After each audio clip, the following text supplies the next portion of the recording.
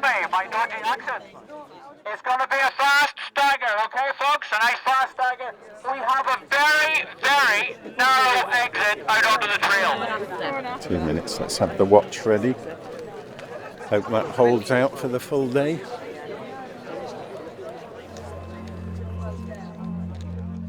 Running gives you an escape. Getting the fresh air, running through trees and leaving the roads behind. I hadn't ever intended to be a marathon runner, and suddenly this London Marathon arrived, and I thought, well, okay, running around the streets of London sounds interesting. On the day, I hit the wall at 18 miles. And it really does, they describe it well as the wall, because it is like running into a solid object. So I told myself I'm not a long distance runner. I was enjoying my running into my 60s and running with the club and, you know, sharing good training sessions with a lot of teammates. But there were races coming up around the country. There was a new drive to this trail running, and I fancied doing some of these.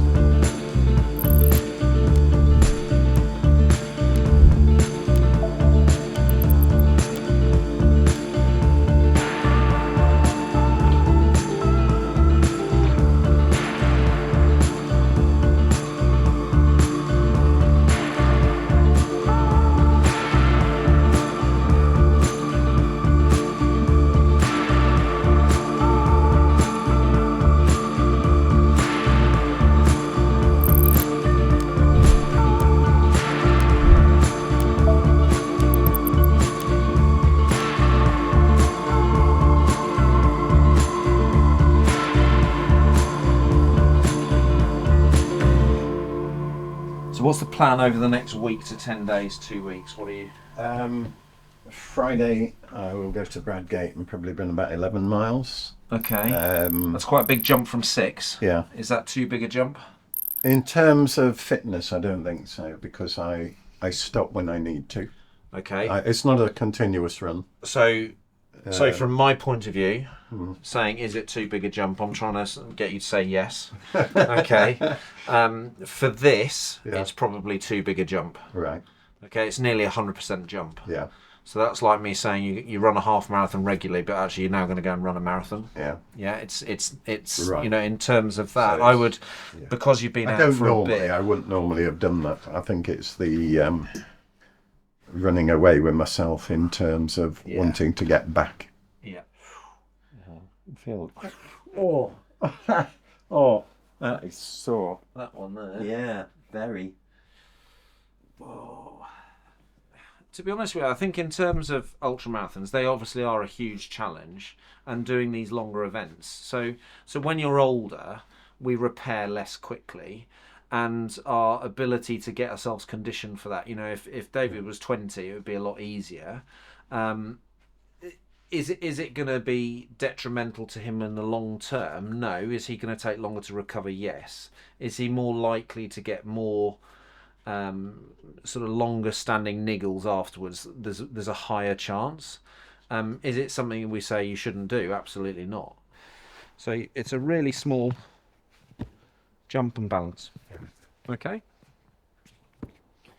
And balance. Good. Step off.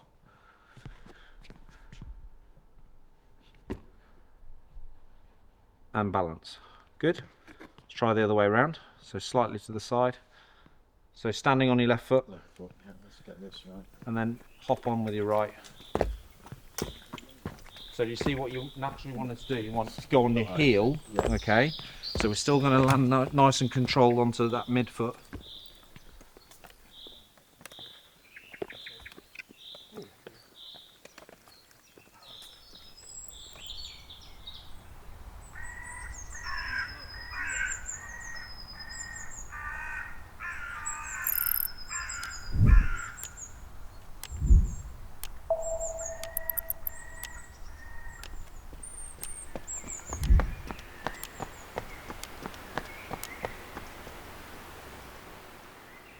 is. You'll need some new knees if you do it too often. I don't know. I've not done bad. I have just reached a milestone. What's your milestone? 60 years a runner. Good man. 60. Unless my mother can tell me I was running in the womb. Now, when I started secondary, I became a runner. So you're 70. 72 next Saturday. He was running before I met him, and he's run ever since. It's part of my life now. I don't run, but I'm with him always when he's out there somewhere. I'm more concerned than anything else at the moment of him keeping safe when he's running, because David will continue running until he can't. His body will probably give out before his will. Unfortunately, at the age of 65, when I retired, within 3 months I had a heart attack. And over the next 18 months I was diagnosed type 2 diabetes. Then I was diagnosed with asthma and sleep apnea. And all of these things come as quite a shock to the system. Out in the pale light, where dreams come undone, and everyone wants to know how long you can run. Well, I don't wanna wait at the end of the road, just enough to go round.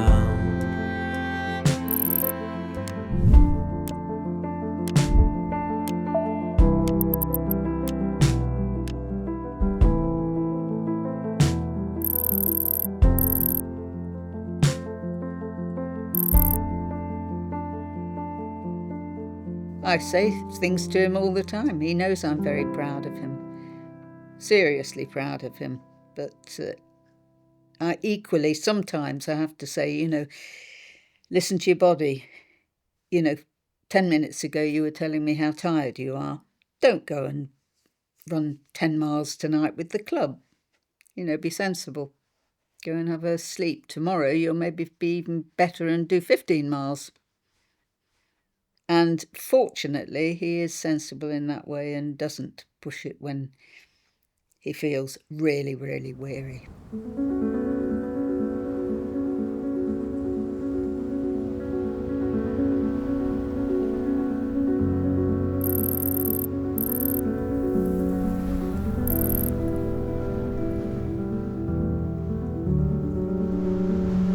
This particular event, I think, has given me a new perspective on life.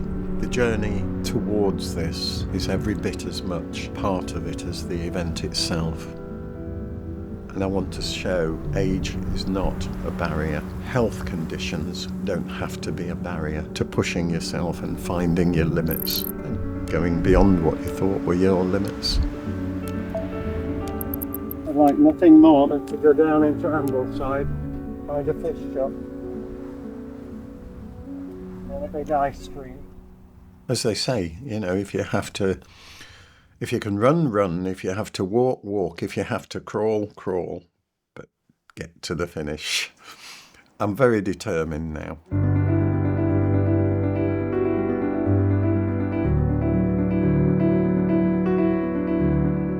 From Wansfell Pike, you come down a long steep climb.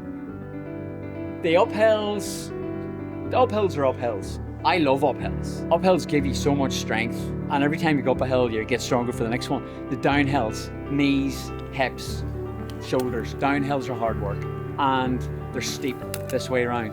And I think, as long as he doesn't hover at any of the aid stations too long, I think he'll be all right. He's not the first 70-year-old, wouldn't be the first 80-year-old.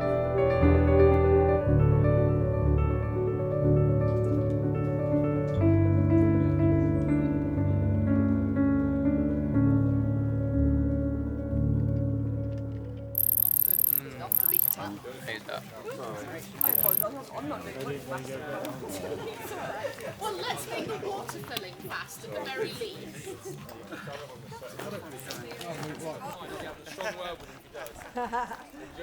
See ya.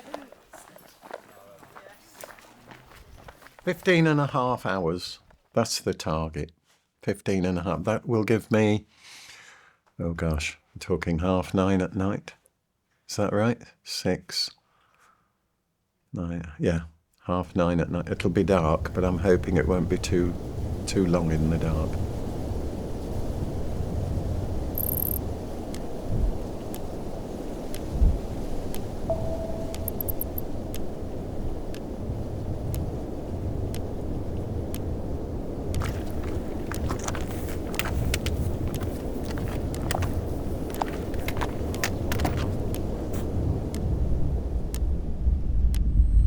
On the day I hit the wall, it is like running into a solid object.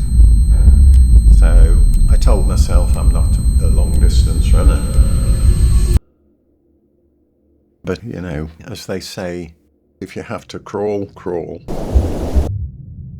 And if you have to walk, walk. If you have to run, run.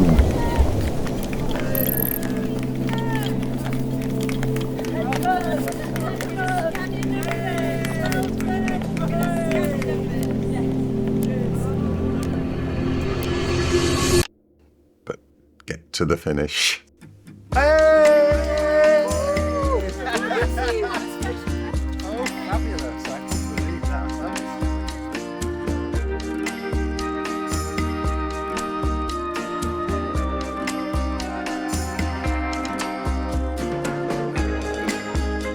The feed stations, your marking, spot on. Good.